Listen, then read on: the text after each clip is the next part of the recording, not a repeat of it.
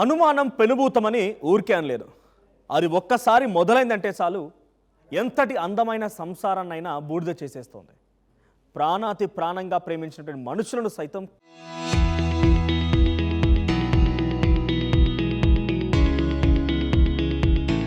కసాయి హంతకులుగా మారుస్తుంది.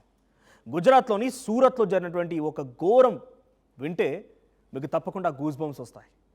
తన భార్య కనిపించట్లేదని పోలీసుల ముందు మొసలి కన్నీరు కార్చాడు ఓ భర్త. ఆమె పాలిట విలన్గా మారాడు. కాల ఎముడై తనని వెంటాడి వేటాడి హతమార్చాడు.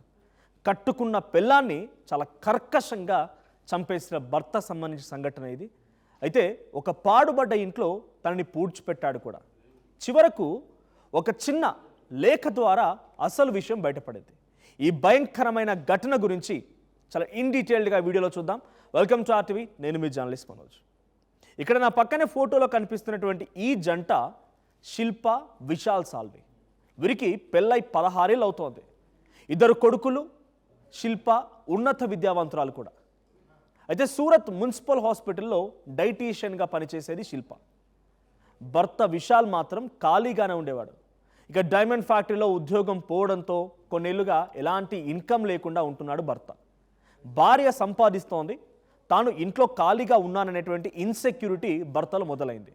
అదే క్రమంగా భార్యపై అనుమానానికి దారితీసింది. ఇక విశాల్ ప్రతి విషయంలో శిల్పను అవమానించేవాడు. ఆమె ఫోన్లో ఎవరితో మాట్లాడుతోంది, ఎందుకంత బిజీ అని నిత్యం తనని వేధించేవాడు. ఇక శిల్ప తన ప్రైవసీ కోసం మొబైల్ లాక్ పెట్టడంతో ఆ అనుమానం కాస్త అతని తలకెక్కింది.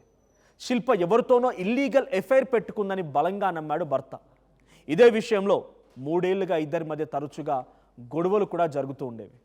అది 2026 ఏప్రిల్ 20న రాత్రి ఇద్దరి మధ్య మళ్ళీ తారాస్థాయికి చేరింది గొడవ.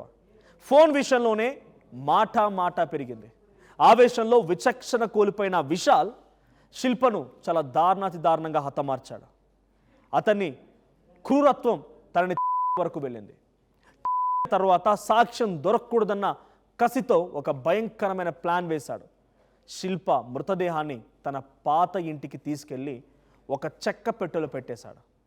ఇక కుళ్ళిపోయిన వాసన బయటకు రాకుండా చుట్టూ ఫోమ్, పైన సిమెంట్ వేసి పక్కాగా సీల్ కూడా వేశాడు ఆ చెక్క పెట్టెకి. చేసిన తర్వాత ఏమీ తెలియనట్టుగా పోలీస్ స్టేషన్కు వెళ్ళి మిస్సింగ్ కంప్లైంట్ కూడా ఇచ్చాడు. నా భార్య 4 రోజులుగా నుంచి కనిపించకుండా పోయింది, కనిపించట్లేదు అని పోలీసుల ముందు ఏడుస్తూ వెక్కి ఏడిచినట్టుగా నటించాడు. కానీ పోలీసులు నిలదీస్తారన్న భయంతో కేసు పెట్టిన 2 రోజులకే పరారైపోయాడు. వెళ్తూ తన చిన్న కొడుకు చేతిలో ఒక లెటర్ కూడా పెట్టి వెళ్ళాడు. పెళ్ళైన కొత్తలో బాగున్నాం, కానీ తర్వాత ఆమె ప్రవర్తన మారిపోయింది. ఇక భరించలేనని స్థితికి వచ్చాను నేను, అందుకే ఈ పని చేశాను. నా పాత ఇంట్లో మృతదేహం ఉందని నిజాన్ని రాసి పరారైపోయాడు భర్త విశాల్. ఇక ఈ లేఖ ఆధారంగా పోలీసులు పాత ఇంటికి వెళ్ళి సిమెంట్ దిమ్మని పగలగొట్టి చూస్తే కుళ్ళిపోయిన స్థితిలో శిల్ప మృతదేహం కనిపించింది. పక్కా క్రిమినల్ లాగా ప్లాన్ చేసిన చివరికి విశాల్ అడ్డంగా పోలీసు ఎటు దొరికిపోయాడు. విశాల్ను అరెస్ట్ చేసి జైలుకు తరలించారు పోలీసులు.